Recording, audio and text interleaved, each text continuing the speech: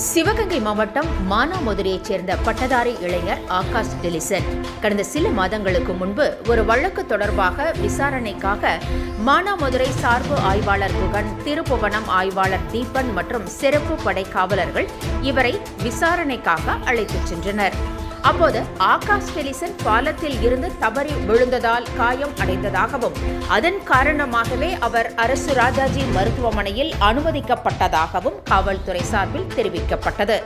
அதன் பிறகு அவர் சிகிச்சை பலனின்றி உயிரிழந்தார்.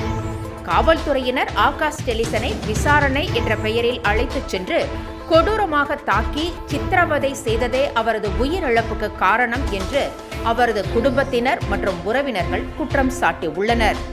இது திட்டமிட்ட காவல்துறை சித்திரவதை மரணம் என மக்கள் போராட்டத்தையும் முன்னெடுத்துள்ளனர். இந்த விவகாரத்தில் சம்பந்தப்பட்ட காவல்துறை அதிகாரிகள் மீது கொலை வழக்கு பதிவு செய்து அவர்களை கைது செய்யும் வரை ஆகாஷ் டெலிசனின் உடலை வாங்கப் போவதில்லை என அவரது குடும்பத்தினர் மற்றும் கிருஷ்ணராஜபுரம் கிராம மக்கள் கூறியுள்ளனர். இதன் காரணமாக கடந்த 68 நாட்களுக்கும் மேலாக அவரது உடல் மதுரை அரசு ராஜாஜி மருத்துவமனை பிணவறையிலேயே வைக்கப்பட்டிருக்கிறது. முதற்கட்டமாக பெயர் குறிப்பிடாமல் 302 பிரிவின் கீழ் வழக்கு பதிவு செய்யப்பட்டுள்ளது.